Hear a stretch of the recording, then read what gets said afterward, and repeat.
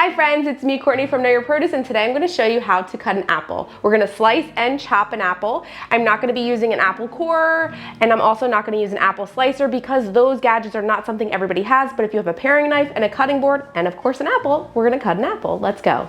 Let's take our freshly washed apple, place it onto our cutting board, holding the center, and then slice both ends off the apple, leaving the core intact. Then we're going to cut off the other pieces that are around the core and then put the core to the side. We're going to slice our apple, and you can slice it, or now you can actually slice those slices again and then make them into a diced apples. This is perfect for like our apple cinnamon oatmeal, which is really delicious, or just perfect for snacking. And then we're going to do it with the other end as well. Again, you can make this into slices or just chop them all up. It's easy to chop your apple once it's nice and sliced as well. So we're just going to keep chopping that up, and that is perfect for whatever you need it for.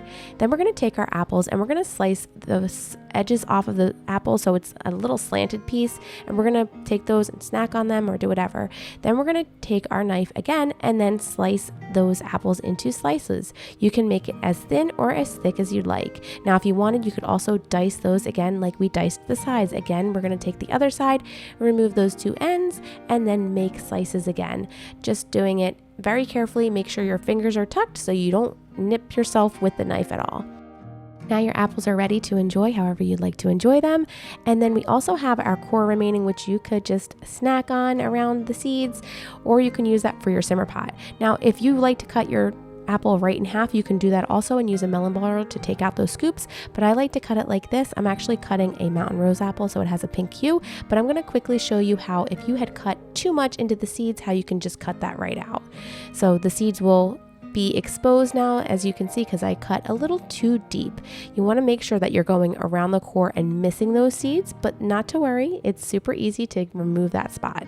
So what I'm going to do is cut it, and then I'm going to place it on its flat side and then take my knife carefully and make sure I'm not going to get my fingers and just remove that piece. You could also use a melon baller or just cut it out another way, but I find that this is the easiest and safest way. And then you can go ahead and make your apple slices. And aren't these so pretty with that beautiful pink hue? I really love these apples.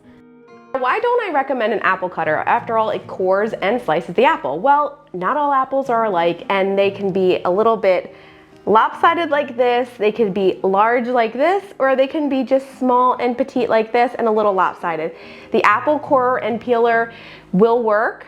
If you're batch processing, those are pretty good. But if you're doing a quick snack, I'd rather just use a paring knife. It's so much easier, and you're not gonna have to wrestle with an apple cutter. So yeah, that's my reason why I'm not a big fan of them. So I hope you guys enjoyed this video on how to slice and chop an apple, and now you should know how to cut an apple. We'll see you guys soon with another delicious tip or a recipe. Bye friends.